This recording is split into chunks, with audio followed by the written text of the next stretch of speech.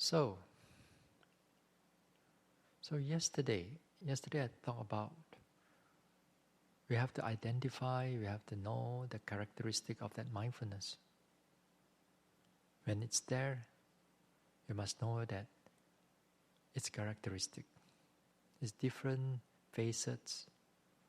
For example, I mentioned about being present, but just not only just present, but a heightened type of presentness, heightened type of awareness. Not the normal type of awareness that we go through day after day, but it's a very heightened form that we're truly aware of something. While we are aware of it, the object stays in the present, and we don't fall into the thoughts of planning or the memories. Because we fall into it, that means we go into what we call, the Buddha called, forgetfulness or heedlessness. When you fall into that, those thoughts and so on, then the defilements or the kilesa will start to come in. It's get connected. When it's get connected, the whole meditation just stops. But a lot of times we don't realize that. We don't realize that these subtle defilements has already crept into our mind. So therefore, again here, mindfulness is the one that it begins to aware of it. And you begin to aware of it, it will be very good, because if you do it that again and again, in the future, you shorten the time that you get lost into the thoughts. For some people, when you sit down, meditate, then you may get lost into the thoughts for 45 minutes, for half an hour, and we don't realize that. But it takes mindfulness. It takes mindfulness that to be aware of it, that you come out of the thoughts. Then you come out of thoughts, then you know that just now you are not mindful, which is good. At least you know that you are not mindful. So when you come out of it, then you go back to your rising, falling, go back to your bodily objects, or lifting, pushing, dropping. Then you continue that mindfulness. But then, again, it goes into the thoughts, it goes into planning, it goes into thinking again. And again, we pull the mind out. There will come to a time, then the thoughts become shortened. That you go in for a short while, but the mindfulness starts to kick in. Then you come out from it. It's all about training. Repeated training again and again. It does not come like that. If in the previous meditation or whatever meditation you have done in the past, if the mindfulness is still not strong, these defilements will keep creeping in until sometimes you get so frustrated about meditation. You're doubtful about the meditation. You're doubtful about whether you can make it or not, whether you can develop or not. So all kinds of hindrances, defilements start to set in. Again here, so we identify the different aspect of the characteristic of mindfulness. As I said, when you develop this meditation, different times, the different facets of mindfulness, you will see it yourself. Not just only one single aspect. As I said, give you an example like a cube, six-sided. So too, when you whichever facet that you see, it belongs to the cube. So too, mindfulness is the same. They are just not just one-sided but they come in different ways. So it's good that day after day, retreat after retreat, we begin to identify the subtle nuance of that mindfulness, the subtlety of that mindfulness. Understanding or awareness of that mindfulness itself, you being aware of its different characteristic, which is good. But there's another thing also I mentioned yesterday, that is the arousing of that mindfulness. The immediate arousing of that mindfulness, and it follows a certain principle. It follows the principle of the object is prominent to you. The object is clear to you compared to other objects. If the object is clear to you, you take note of the object, at that moment mindfulness arises. If the object is not, that particular object is not clear, and you keep on staying with that object, then your mindfulness will start to drop. It always follows that principle. Whichever meditation you do, actually, not just only in mindfulness, not just only in vipassana, but it's because there are fundamental principle of mindfulness. It takes a clear object. When a clear object arises, then that mindfulness arises. So too, as I said, you have to during in the walking. In the walking, your object is very clear to you. So you keep noticing that walking. Some of you, perhaps in the past, other retreats, you may not take this walking that seriously. That is your downfall, actually. And that is, not to say downfall, but the development will be quite slow. So therefore, you need a lot of practice, especially in the walking meditation, then also with your daily activities. Be aware of your eating, be aware of opening a door, be aware of changing your clothes. When you get up, sit down, everything, you do it slowly, you do it carefully, you pay attention to whatever is happening to the body in the present moment. Because the body is a very close object compared to the mind. Sometimes some yogis like to do, beginning in the retreat, they like to take the mental objects. Not to say mental object is wrong. Not to say that is wrong. But in the beginning, as we want to arouse that mindfulness to a certain degree, we use the body. It is much more helpful for the arousing of that mindfulness. So, develop on the body right in the descent. After a number of days, when the mindfulness gets much more clearer, then that time, the mental object also become clear to you. At that time, we can take up the mental objects for a longer period of time. So right now, don't play with the mental objects, because you will get drowned into it. You get drowned into the thoughts, or you get attached to the concept and imagination and so on. Now, so we come back to the continue with from yesterday. So yesterday we talked about characteristic of that thing, but I also mentioned development of mindfulness, characteristic of mindfulness. Arousing of mindfulness is one thing. Sustaining the mindfulness is another thing.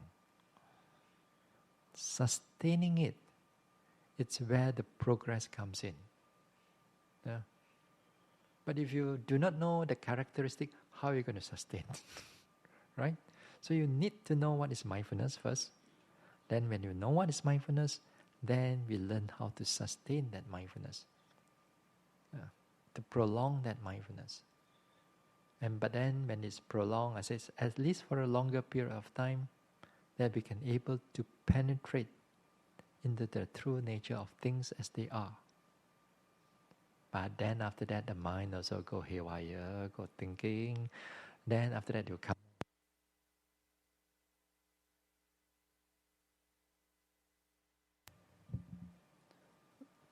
No battery.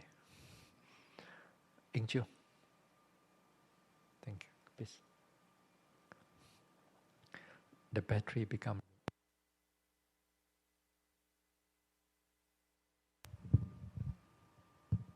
Okay.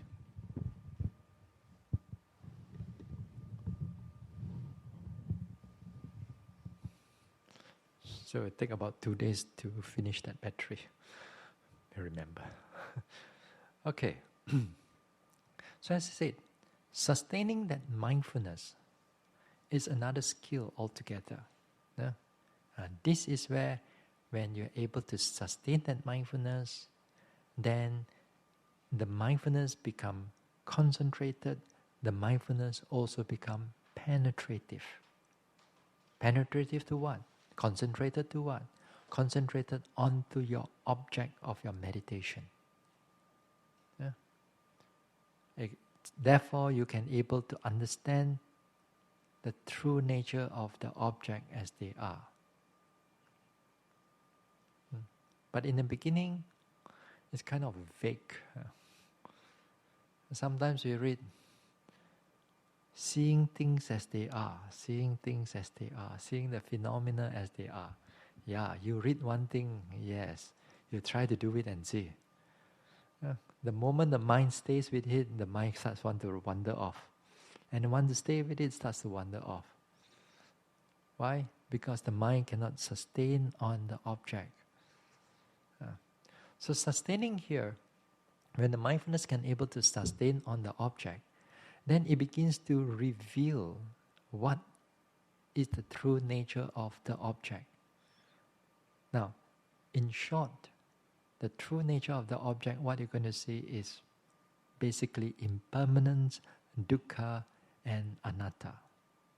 And you're going to come in various ways.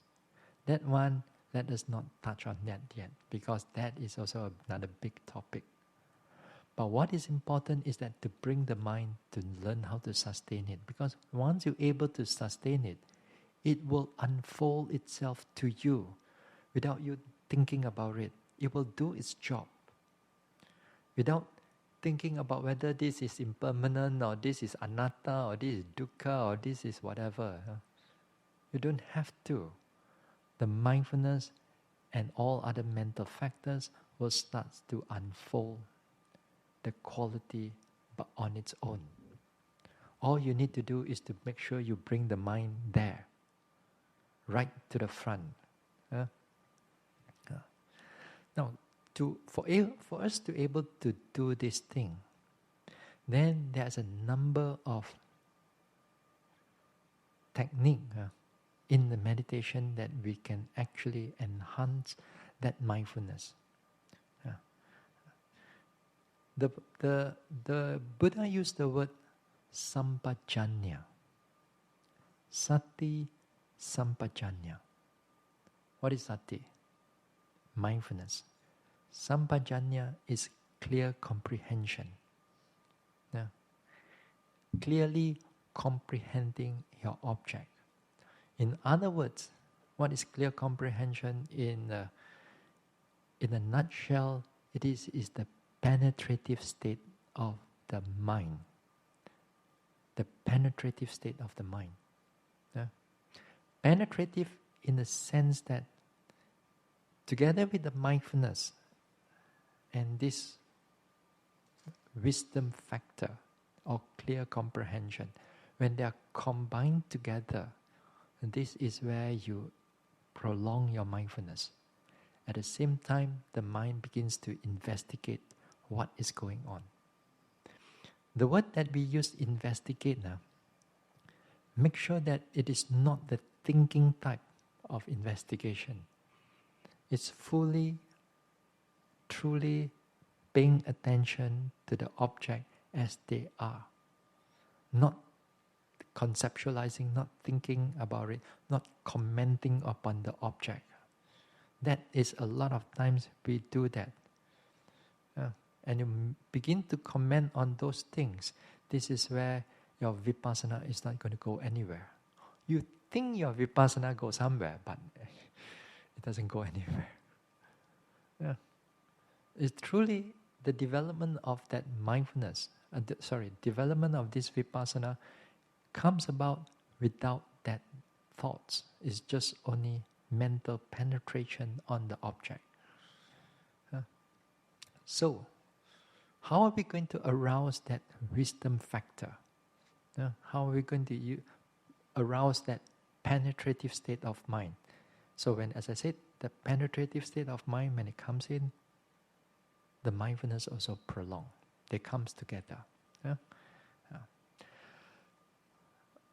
There are four ways we can do that according to the commentary.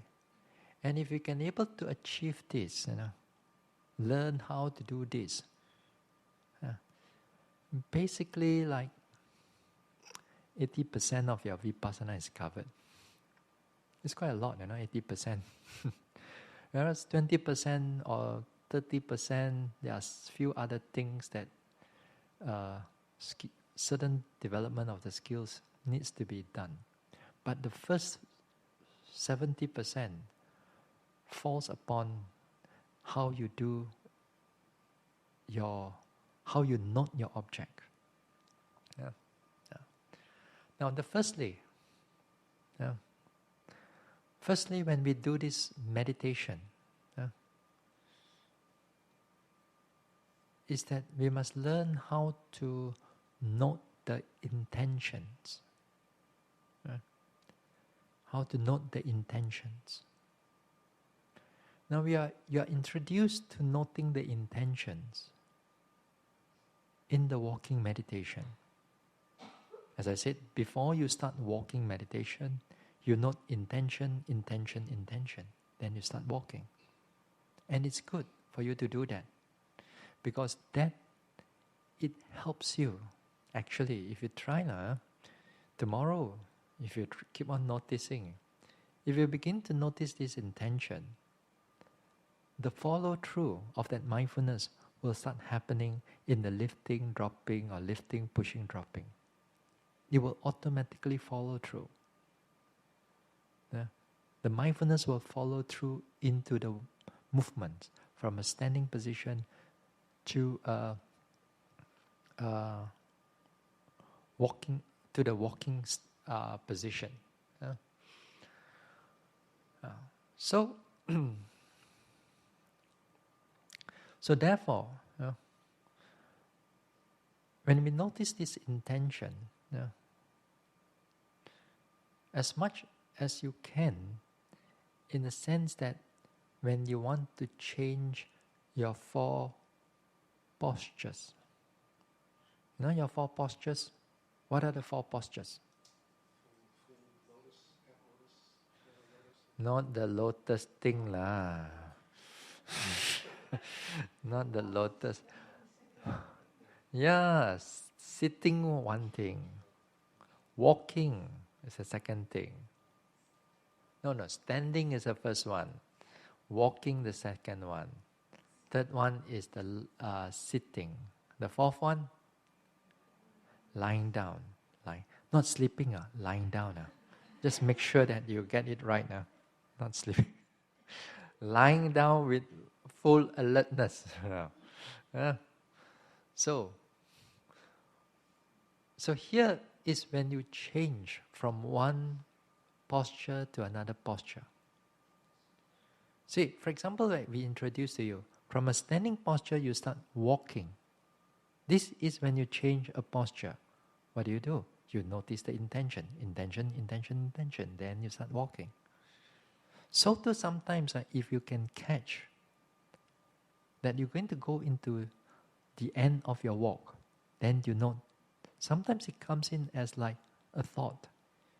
You see the end of your path, then the thought has already arises. That comes in as an intention, but that one is more subtle.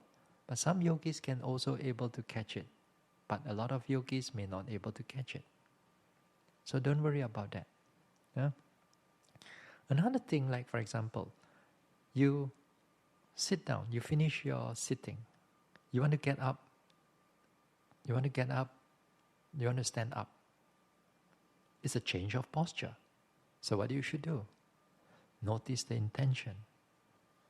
Should you all do that? No, not yet. But this is not the first talk, that some of us perhaps have listened, but forget. This is not the first thing. I mention it like every retreat. Because these are fundamentals for a yogi. Basic fundamental of a yogi. Not just only how to walk, how to sit, but to make that noting mind become more thorough, to become more precise. So you note. So here, like for example, you want to get up from your cushion, then you want to stand up, or vice versa, from a standing position, you want to go down. That means, for example, you're standing and you want to go down to your cushion to sit down.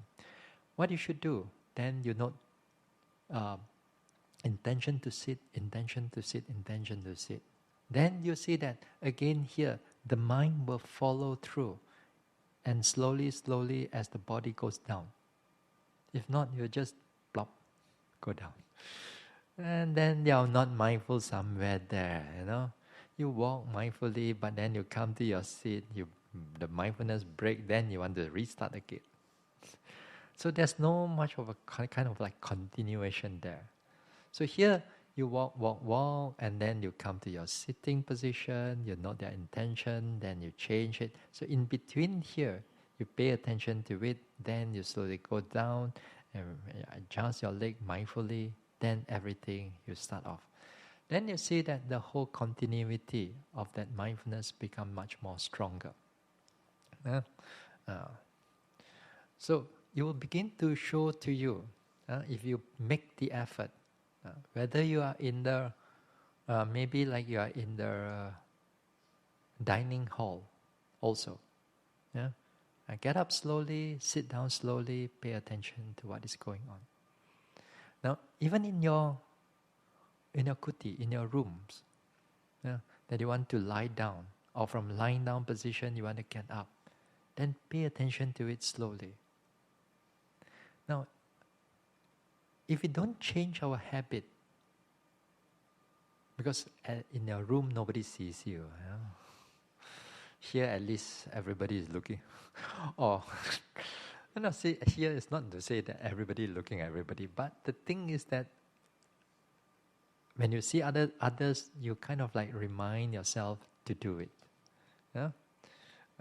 You remind yourself to do it. But in your own room also, you have to be real with yourself. You want to make the effort. If you want to do it properly, right in your room, also be aware of what is going. Be aware of that intention. So when you change your posture, the noticing the intention is very good. Intention to sit, intention to sit, intention to get up, intention to get up. Just keep on labeling that intention. Then you'll see that the follow-through is there. Then, this is one thing. So you do that as much as you can. But there are also like another type of intention. We call it I call it the minor intentions. Just one is the major intention because they are connected to the major postures. You change. But within the posture, say for example you are sitting here. You want to reach out to the cup or you want to reach out to your shawl, something. Your hands is going out, right? So this time also, once in a while, you don't have to do it all the time, but once in a while, if you can, you take note of that intention. Intention to take. Then only you slowly extend the hand out. So again here, when you extend the hand out, you find that the mind connects from the mind, then it notices the movement of the hand. Then mindfulness follow through from it. This is how we train in the practice of vipassana. All the minor things are taken into consideration, taken into noting. You cannot do it all the time. You do it some of the time for this minor posture, a minor intention. For example, you want to open a door. That day I asked you when I mentioned that when you open the door, you learn to feel the coldness, you feel the pressure, movement, pushing the door. That's good because that is, you help you to arouse that mindfulness. So to add a value into it, then you notice the intention. Intention to open, then only you start opening the door. Can understand? Can do. That is another thing. Yeah. Just keep trying, Every now and then I have to remind you. My job is also mention it to you, but after some days also I have to kind of like remind you again and again. Yeah. If not, we forget. During the interview, then I'll ask you also.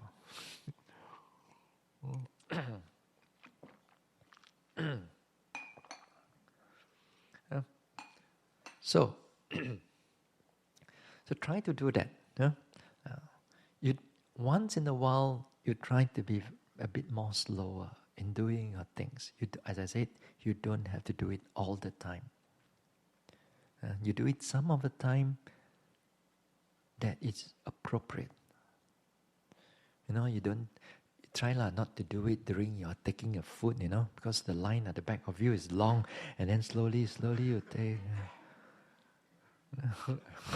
the back. You don't have to eat already by that time.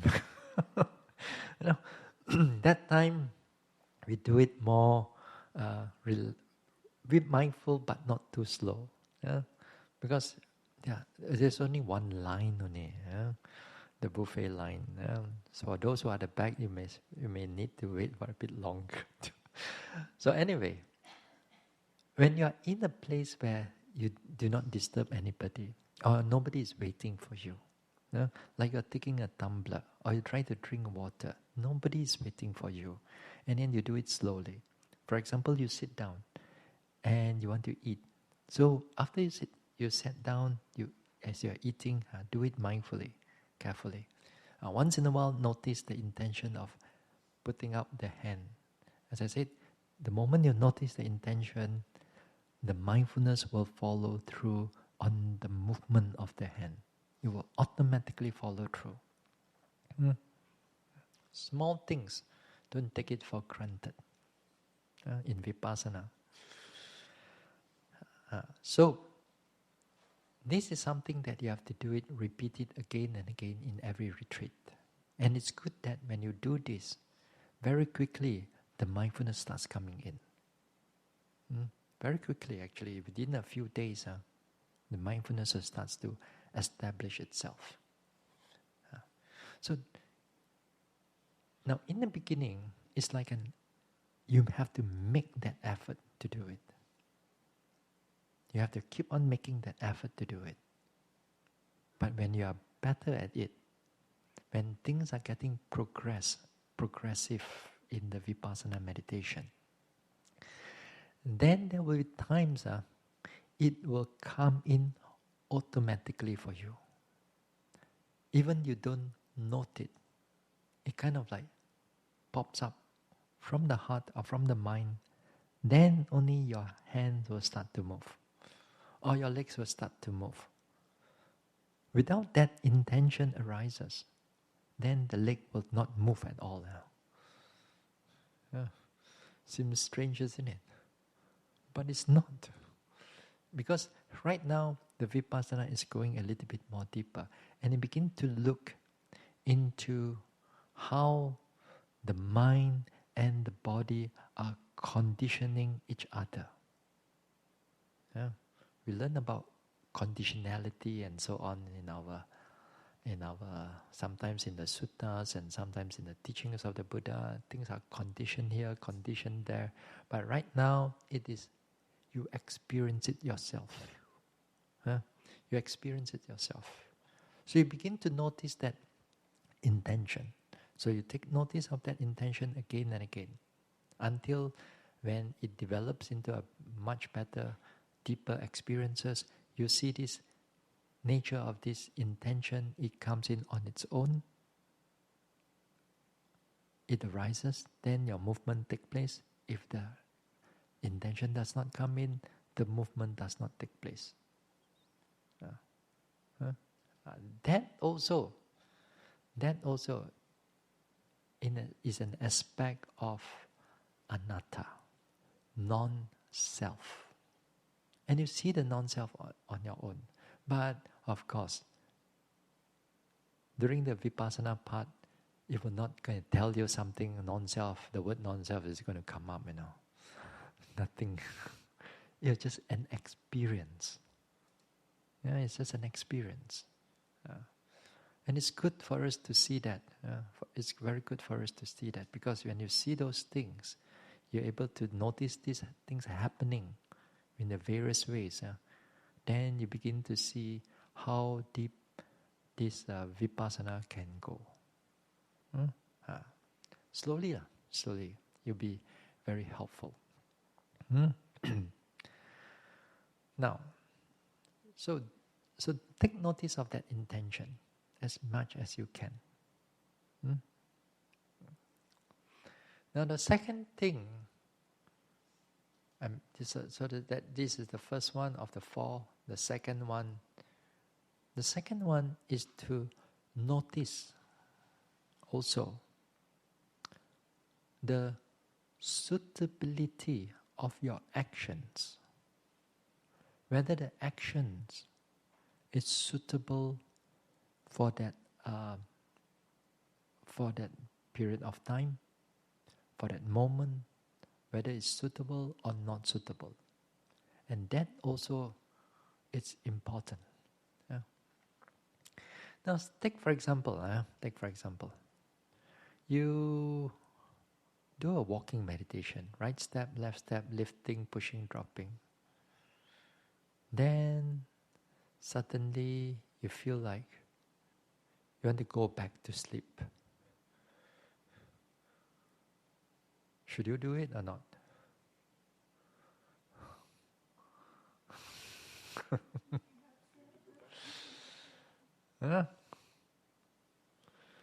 You go, feel sleepy, go back to sleep, is it?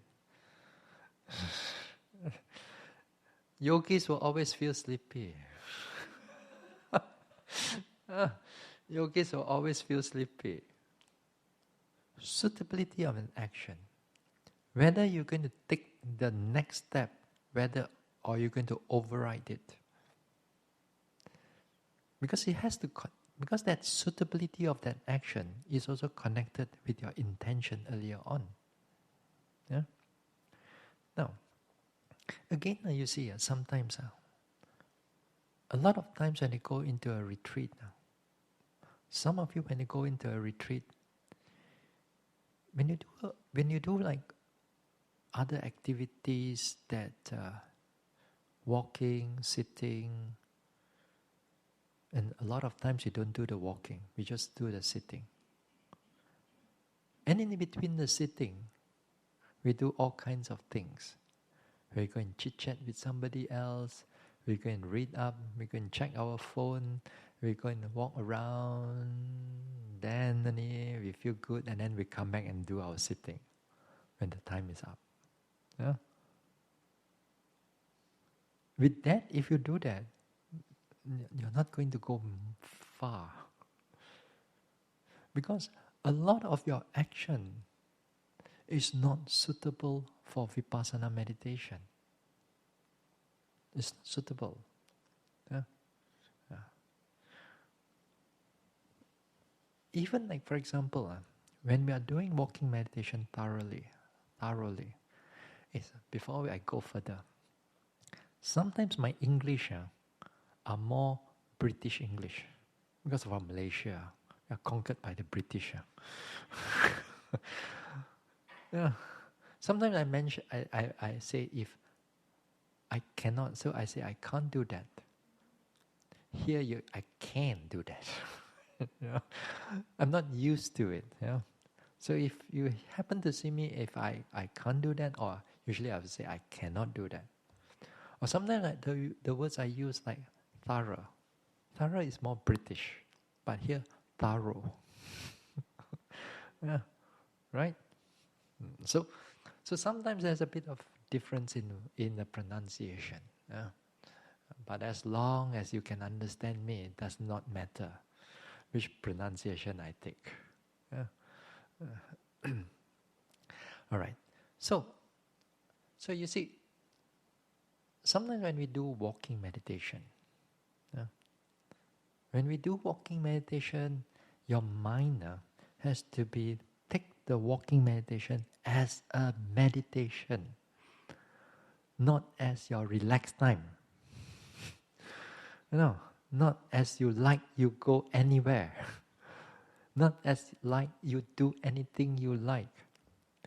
Even as small as drinking a cup of water or a cup of coffee. Right at that moment, right at that thing. Yeah. So, let's say you're doing walking meditation. You're doing walking. Then you feel sleepy. You feel sleepy because just now you learn about noticing the intention, right? Oh, you feel sleepy. Intention to go back to the kuti. Intention to go back. Intention to go back. Then you slowly walk back. Oh, mindfully you walk back. All right.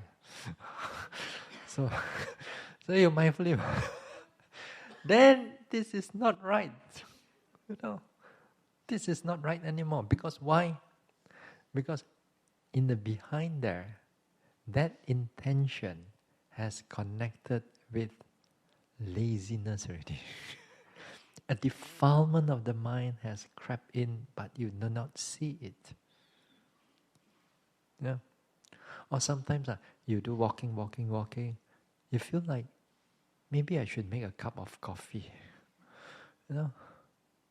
Maybe it will be good for me. Then you make an intention, you turn, then you slowly walk right step, left step, right?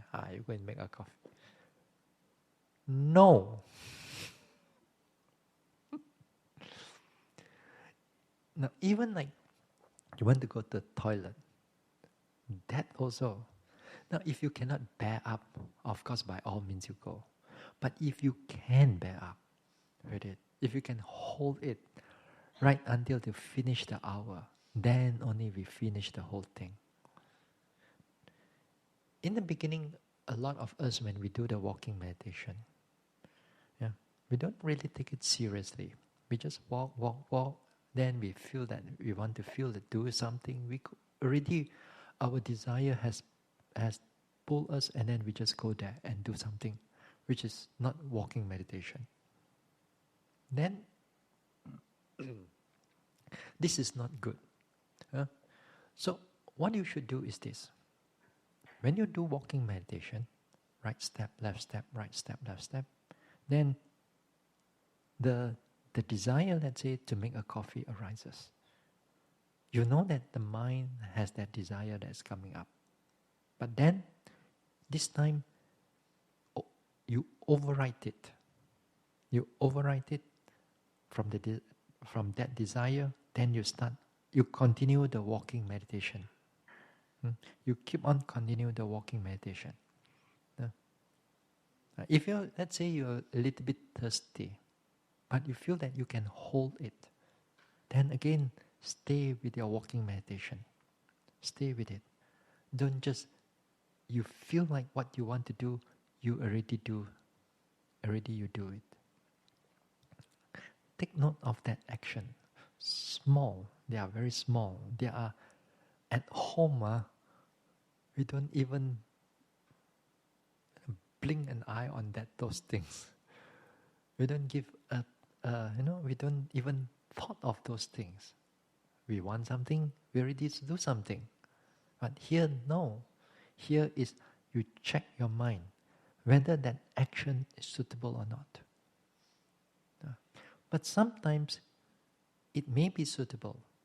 Say, for example, if you are walking, then you feel like you want to vomit, or you feel like there's a lot of headache there, and you feel not well. Then that time, is it suitable for you to go back to a kuti? Maybe it's suitable during that time. Maybe it's suitable during that. So you have to check your inner motive. You have to check your heart. Whether your heart is truly because of laziness or because it's truly needed to be done in that way. So you see, a suitability is there. You check your intention. You check your action. So a lot of times we have to override it. We have to override all the actions that is not necessary. Even sometimes you see another yogi. Is it appropriate for me to go and talk to him or to her? If it's not appropriate, I keep the noble silence. But sometimes it can be appropriate because it can be a life and death there. It can be she is going to walk onto a snake. Then you're just not seeing, and then you just... and that is not right. Maybe the life and death, perhaps you have to, you have to voice it out. But a lot of times we don't have to. A lot of times, right here, while we are doing a retreat, we don't have to do that, unless it's really necessary to open our mouth. If it's not, then we keep noble silence. So that is suitability. That is suitability. Now you see, you exercise on this again and again, and you see the subtlety of how your mind reacts, how your mind wants to do something. Again and again, when you're able to look into it clearly, in the future, you become more sensitive about yourself. You become to be more sensitive about your intention, about your motives. Sometimes, for example, out there, we speak one thing, but the heart means something else. Right? We are not truly real because we can't see the nature of our heart. And here is where we begin to notice our ulterior motives if it's connected with defilements. So we know that action, that speech, or that thought that arises, is it connected with that defilements or not? So if it's connected with defilements, we shut our mouth. We stop doing the thing. Or we cut off that thoughts if we can. But a lot of times out there, we don't do that because we cannot see how the nature of our heart and the nature of the mind is having that intention internally, unwholesome intentions, unwholesome motives.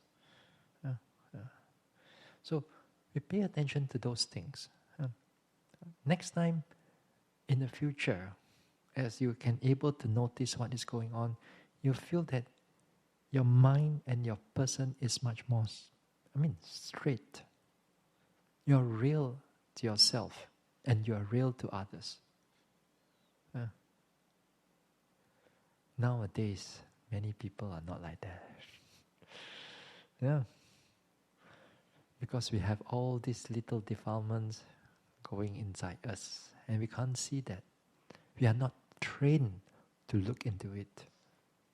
So here, during the Vipassana, this is your training. Don't underestimate just small little thing that you want to go for coffee, or you want to go back to your room, or you don't want to do a lot of things except meditating. Then you see how much your desire is pulling you there and here and there. Yeah? So understanding this will help you to see the subtle part of the defilements of the mind that we don't realize it in our everyday life. That's why a lot of times we are unhappy with a lot of things. Why? Because we can't see the defilements are actually there. We always blame about others. We blame about weather. We blame everything else except yourself. Even you blame yourself, you do not know where to blame. You didn't even know that the defilements are actually behind it. Is playing all all the problems in our life. Yeah. So take notice of it. Yeah. So there are wholesome intention, there are unwholesome intention. Yeah? So the unwholesome intention, we prevent them from doing. The wholesome intention, we exercise it. Yeah? If you're out there, let's say, for example, you want to do a dana or you want to do charity work. Yeah? You feel like on that day you want to do certain kindness, a certain act of kindness. So if you're able to do that, then during that time, go ahead and do it. And it's okay, and it's good. Yeah. But while you are here, that sometimes certain wholesome action also, you have to put it aside also for now, because it may not be appropriate for the development of meditation. Yeah. Say for example, you meditate and then your faith becomes so strong. You're so happy. Oh, I achieved something.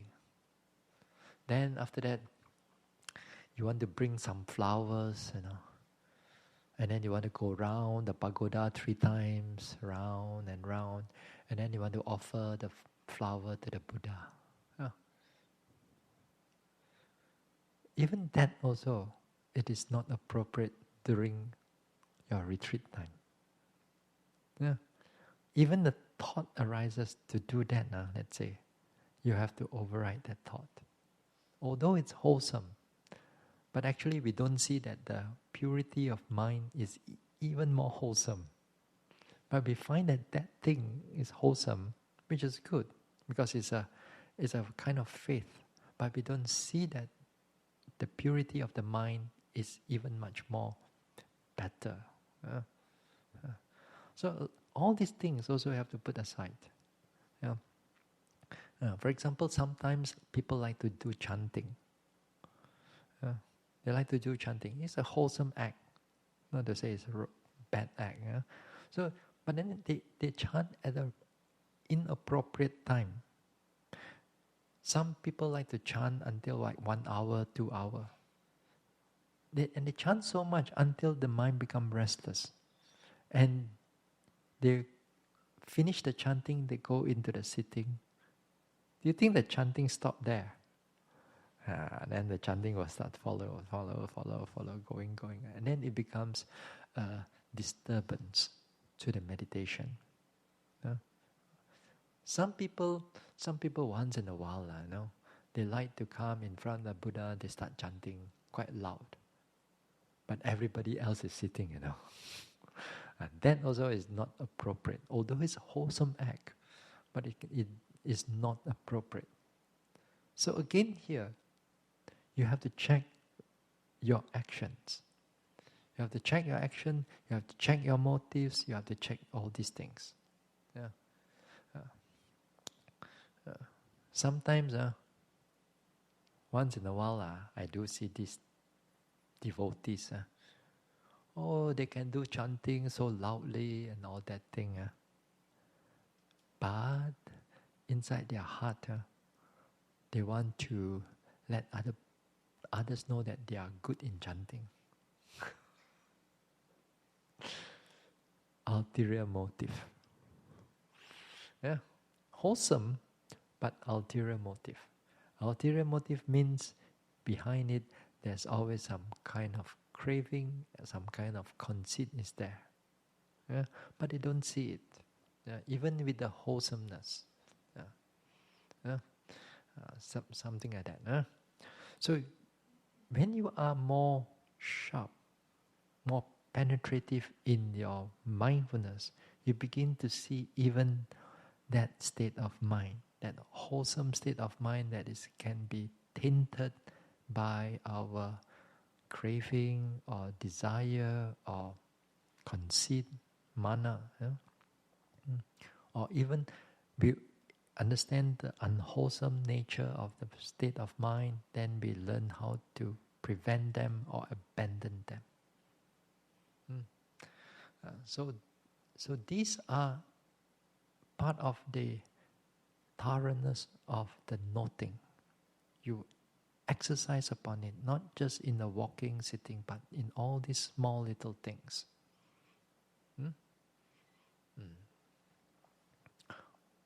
What else can we talk about? Okay, never mind. We'll come back if I find anything there. That's it. Let's talk about the third one. The third aspect of the fourth one. The third aspect here is the suitability of the meditation object. Just now is suitability of your actions, which includes speech, action, bodily action, physical actions, and also thoughts. One thing. But the next one, the third one, is suitability of the object. Which object is appropriate for vipassana and which objects are not appropriate for vipassana? That also a yogi must know. Because if you take up the wrong objects, there's not going to be any form of progress. But you may believe that it's a progress. Yeah. Now, here, generally we categorize the suitable object, we call it the reality. Because reality is something that you can able to directly notice it without thinking. You can feel it without thinking. Take for example like anger. You don't have to think about it. You can feel it. Angry. Mindfulness, for example, is reality. Movement of your stomach. You can feel it. Reality. In breath, out breath. They are reality. You can feel it without thinking about it. Pain. You create it. No. Pain you don't create it. You feel it. Therefore it's reality. What else? There are so many forms of reality. The physical form, there are mental form. There are mental objects. So physical object, mental objects. So fall under reality. In another way, reality also falls under the objects of the four foundation of mindfulness, which is the physical, the body, the feelings, the mind, and the Dhamma. Dhamma here is not the book's Dhamma. Here the Dhamma means the connection of all the three. Feelings, body, and mind. How they all connected, then it forms as a Dhamma. How they see the conditioning, then it forms as the fourth group, the Dhamma group. That one, we don't go into it too much. But what is important is that we know how to recognize them. That these are appropriate objects for the vipassana meditation. And what is not appropriate for vipassana meditation? Then here we categorize them as called concept. We call concept. Concept here is created by the mind. Okay? It's created by the mind. It's different. For example, you're planning. You're created by the mind. Yeah. Even let's say, you meditate there, you see your mother. Real your mother? No, it's all created inside there.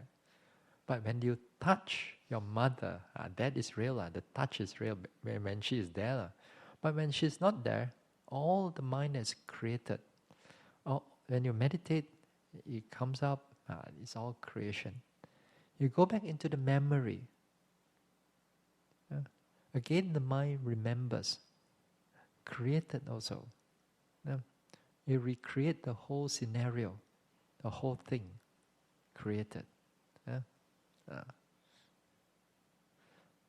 Like that day, yesterday you asked the question about how about the person who get the Dhamma while they are meditating from the Bodhisattva or from some beings and all that thing. Created. Created. Yeah. So many things that a yogi gets without realizing. While you see this, between this reality and concept, these two, when we are living every day, we are using concept rather than reality. And we are using concept. We talk about who is the person, what is the name. Name is a concept. Yeah. We call it a hill, we call it a car, we call it so and so. Yeah. Concept, because we label them a name. So these concepts, these are not suitable for the meditation practice. But the problem is with this concept, they can look so real, as if like they are the actual object. Because we are so used to them. We are so attached to them without us realizing it. We are born and we go from life after life. We use this concept and not reality. That's why we are stuck in samsara. We are stuck in birth and rebirth because we cannot see the reality. Even you study the Dhamma. You study the Dhamma, you conceptualize it. You think about it. Still concept. That's why you still cannot get out of samsara. But maybe nearer, but still not out yet. Because the reality is not seen thoroughly. So therefore, this is where, again, pushing the mind during in the Vipassana meditation and to look at reality. And reality is something that at times you do not want to look at it because they are really ugly. They are not something beautiful. Some difficult to bear and so on.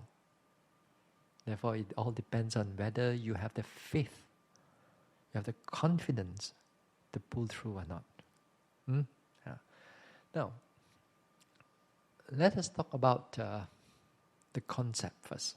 Now, the concept here, for example, when you do, let's say you do samatha meditation.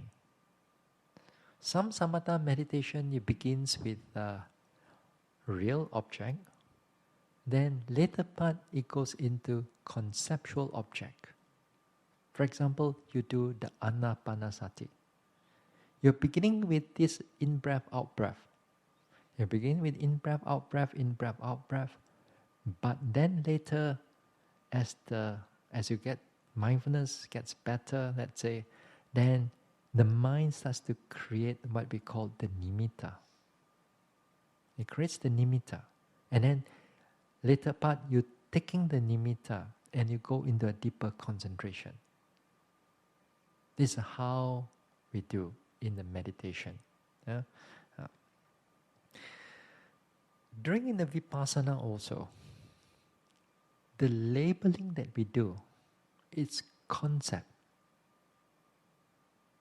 But the labeling can be helpful, can be very helpful. As I said many times, the labeling helps you to anchor on your object.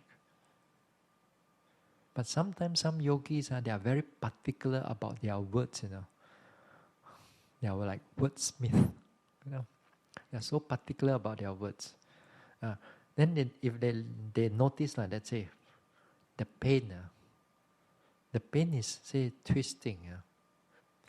But they are so mentally descriptive about the pain, as if like they are writing a novel inside their head, inside their mind. So they begin to describe the pain in so many ways, instead of paying attention to the pain. They notice the pain a little bit, then after, the pain is like at one time I broke my hand, and that pain is so bad, and I don't know, it goes back into it. It becomes so descriptive about the pain. So in other words, you're supposed to pay attention to how the pain is changing and what is pain is going on, but you begin to think about what is going on about it. Yeah. Another time, yogis sometimes they watch the rising and falling. They watch the rising and falling, watch it, and then at times, it gets better. Then the rising, falling, sometimes they move here and there in a different direction. Then, with that movement, a mental images comes up together with the, as you watch, and you try to describe it. Let's say the rising, falling begins to move like a snake, like that. There's the snake here and there, moving here and there. And then later part, the yogi more interested on the snake rather than the rising and falling. And then he starts to describe how the snake is like. The snake is green color, what type of snake, and how big is the snake. No, you're not supposed to. You're going to note the rising and falling, not the snake. They become so attached to it because the creation of the mind is very interesting. So you forget, you fall into it. You fall into it. So just use the labeling as to anchor your mind onto the object, and that's about it. Don't overthink about the words. Sometimes you feel a certain sensation. Don't start sitting there. Let me see what word is good to describe the words. And that is not good. Sometimes they try to think about whether should I call it warm, or should I call it maybe not so warm, maybe cold, maybe a bit chill. Maybe. No, you don't think about it. You just pay attention to it. Don't worry about the words so much.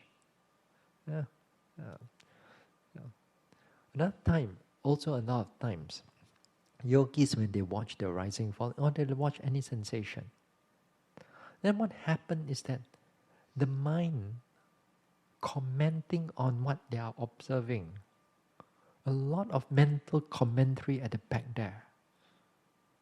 Like, you note this rising and falling, Maybe this rising and falling, let me see about my abhidhamma. Is it a wind element, or is it a fire element, or is it a water element? Is it a this one? How is the element is connected to the rising and falling? Let me think about it first. Then,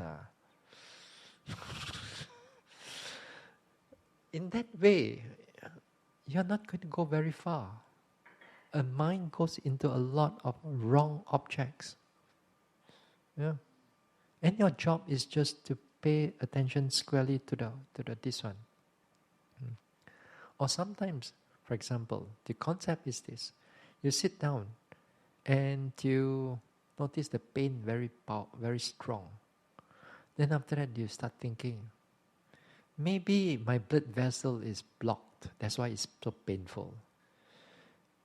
And it's blocked also, maybe that part of the bone is right there and it's pressing on the cushion or pressing on the floor. That's why it's so painful. You start thinking about it now. You start to pull your physiological understanding into it. Therefore, when it happens like that, it already goes into concept. So easy. So easy for us to fall into concept. Whereas the reality, the pain is the reality. We are not paying attention to the nature of the pain. So it's just a very thin line here. Yeah. So your job is to make sure to bring back to the reality. Yeah? Yeah. I will continue on this talk tomorrow. Yeah? We will discuss on this topic a little bit more, because this one is one of the most difficult for us to do. Yeah? Yeah? We'll continue, we'll talk about it more in depth. Okay, we'll stop here for tonight. Yeah?